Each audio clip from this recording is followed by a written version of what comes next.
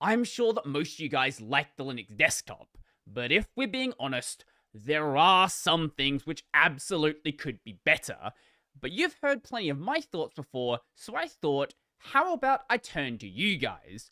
Just a few days ago, I made a post on my YouTube community, Twitter, and Mastodon to ask you guys for some uncomfortable truths about Linux. Now, as with any of these questions, some people didn't understand the assignment and just posted things which are true that people agree with.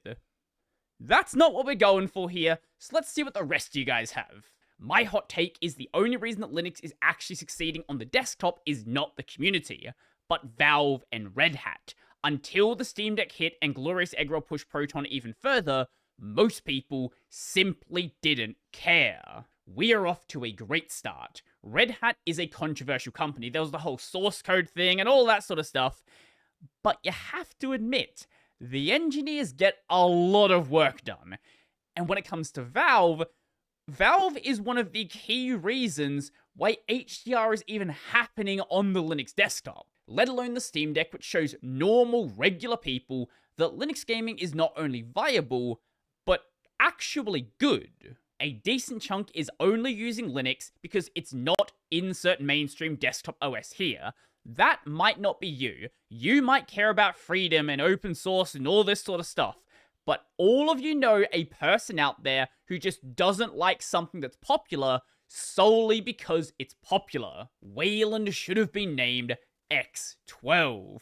I've said the same thing in the past before. I think a lot of the arguments about Wayland being a replacement to X11 would have been completely negated if you just made it clear this is a sequel, not something entirely new.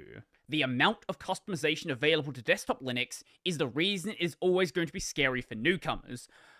I think this is true, but I also think a lot of people do a bad job at presenting the right kind of customization. You don't need to care about your distro if you're a new user. You don't need to care about your desktop. You don't need to care about most of this stuff. If you're recommending something to a new user, don't give them choices. Just give them something, and if they don't like that something, then provide a new thing. Systemd and Wayland are necessary and good.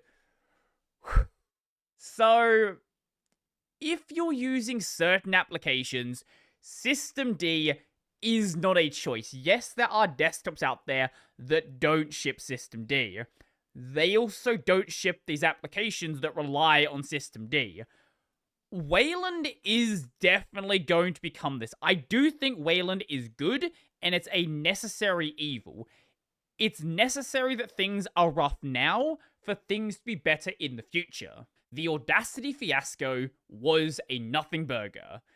There was a very brief period of time where people cared about this. So this is when Audacity was purchased by a company, and they brought a CLA in, and everyone got really mad about it, and then kind of just forgot about it.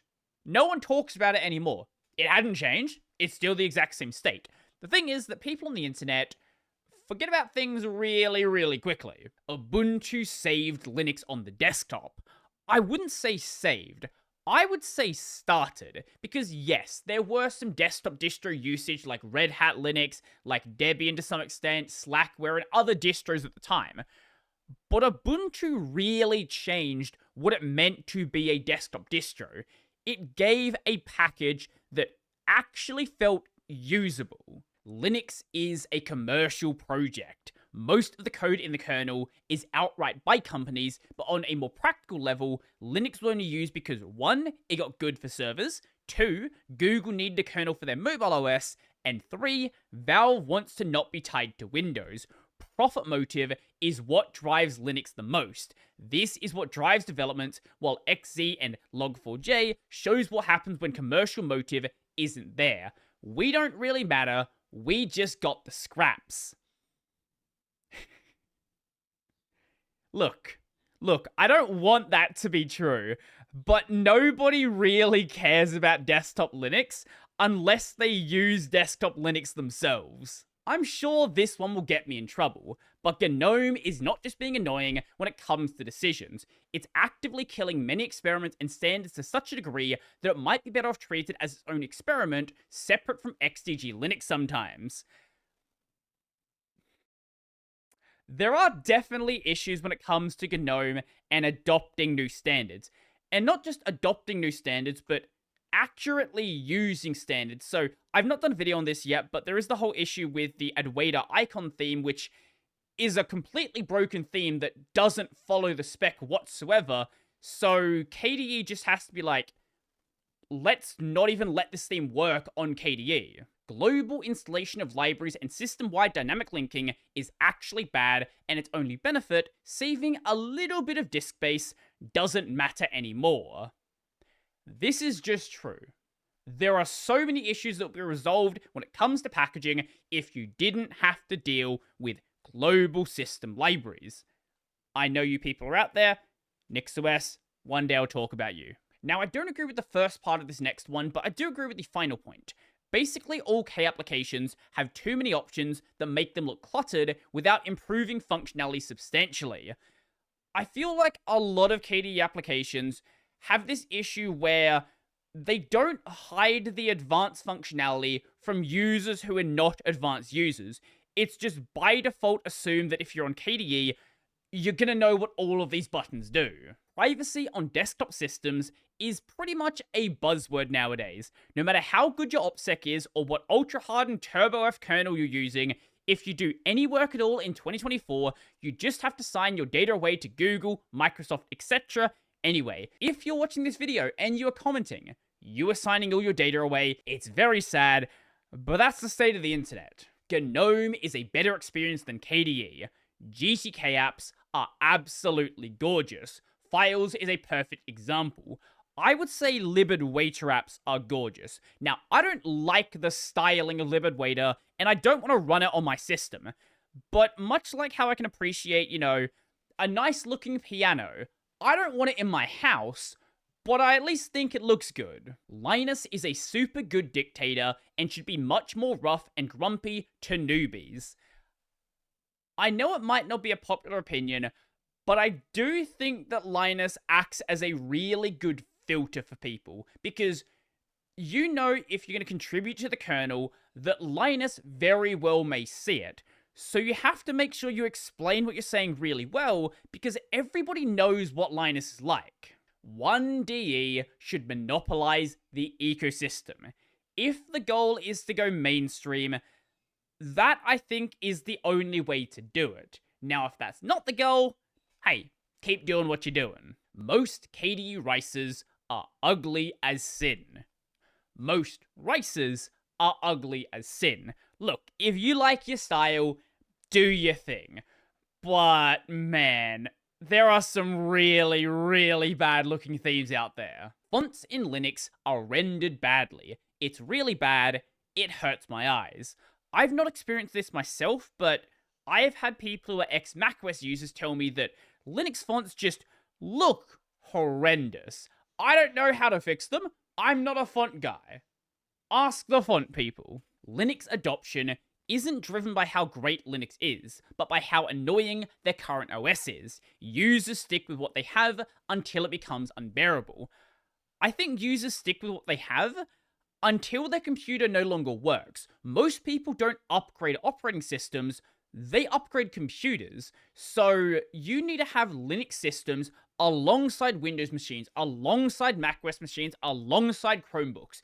Otherwise, most people are just never going to consider it. This is a long one, but I'll read the main point. The complete and utter freedom on Linux has some serious downsides. As a blind user of various Linux desktops, but not necessarily a Linux expert, I find it strange that distros I used to use even a year ago are no longer accessible. On the desktop, I used to run OpenSUSE, Arch, Ubuntu, and Fedora. I use the Orca screen reader, so I can't use any of those distros out of the box anymore. GNOME and Orca just don't work at all anymore, Ubuntu being the exception. Arch, good luck getting Orca to even read the terminal or a text document. OpenSUSE won't even install a voice with the screen reader. I am luckily not someone who needs to use these accessibility tools, but for those who do, Look, I hope Wayland eventually gets to a point where it's actually going to be viable for you. Linux is mostly used by devs and technical people, so they end up living in a bubble when it comes to understanding the needs of an everyday user that spends no more than a couple of hours a day on their PC. I think there's a problem with people living in a specific desktop as well. A lot of people don't understand, like, the experience of a GNOME user, the experience of a KDE user, the experience of an XFCE user, because they've only ever actually used the one desktop they're using, because that's the thing they develop. I honestly think every desktop would improve if sometimes the devs tried out things on the other side to just see what they're like. GNOME being the default DE for Ubuntu, Fedora, RHEL, and countless other distros gives it a stranglehold on the Linux environment as a whole, forcing their design choices onto everyone, even if they don't use GNOME. I'll keep going back to it, the issue of client-side or server-side decorations. Developers don't want to be forced into client-side decorations, but if they want to support GNOME, they have to do it. They don't have a choice. Nix is a hideous language, and I hate that it's the face of declarative package/OS management. You know it's true, I know it's true, the NixOS users know it's true.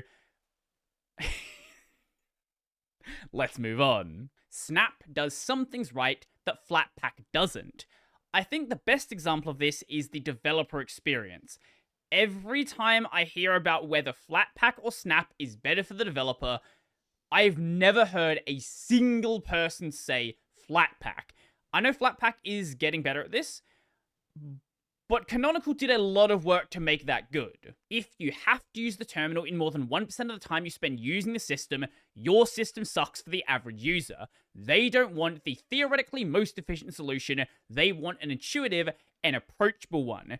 We can argue all day about whether commands or buttons are more approachable because buttons are going to move and all that sort of stuff. The fact of the matter is that modern computer users are used to using buttons. And Linux has gotten a lot better at this. But there are still some things where you do need to use the terminal. The terminal should never go away, but it shouldn't be the main go-to. Wayland is its worst enemy. Wayland infighting is its worst enemy. I've said before, and look, I've said it jokingly, but there's a bit of truth to it, that I kinda would have liked to see Wayland if it had a BDFL. A voice that said, this is what we're doing, you're gonna do it, or go away. Unironically, there is nothing wrong with Ubuntu. I know people like to complain about snaps and all that sort of stuff, but look, for the average user, it's fine. And if you really don't like it, you can just get rid of it. Like, it's not that big of a deal. There will be no surge in desktop Linux after Microsoft kills Windows 10. Old non-Windows 11 compliant machines will just keep unsupported Windows 10. Like they did with Windows 8, like they did with Windows 7, like they did with Windows XP, and like they're gonna do with Windows 11. There are people that exist now that say Windows 10 is the last good version of Windows. Do you think they're not going to say the same thing when Windows 11 is done? Unless you can pay lawyers, the GNU GPL is just a file with little value on its own. This is the uncomfortable truth about the entire free software and open source ecosystem. You can put your little license there, but if you can't back it up in court, your license basically means nothing. All criticisms of systemd are applicable, if not more so, to X11. I think they mean Xorg, yet nobody ever seems to go after Xorg for violating the Unix philosophy. Never forget that Xorg at one point had a print server in it. POSIX is a bad standard. We should redo it. At least if we're talking about scripting, POSIX script doesn't matter because most of the Unix world is Bash or ZSH now. Most documentation is unnecessarily sparse and hard to read. When you say RTFM, the M's usually terrible. Now, there's a reason for this, and that's because documentation sucks to write. If you enjoy writing it, that's awesome. Please go ahead and do so, but I can say for myself that I just do not enjoy it. And let's close off with this one. Most of the people in the comments here are just whining about nothing. Yes, all technology is going to have technical difficulties. You're all acting like this is somehow unique to Linux. Not just in this comment section, on Twitter and on Mastodon.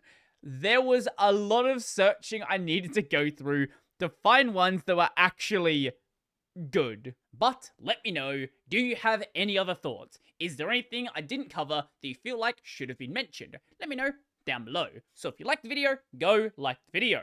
And if you really like the video and you want to become one of these amazing people over here, check out the Patreon, Scribes, Liberapay linked in the description down below. That's gonna be it for me, and I'm off to the gym.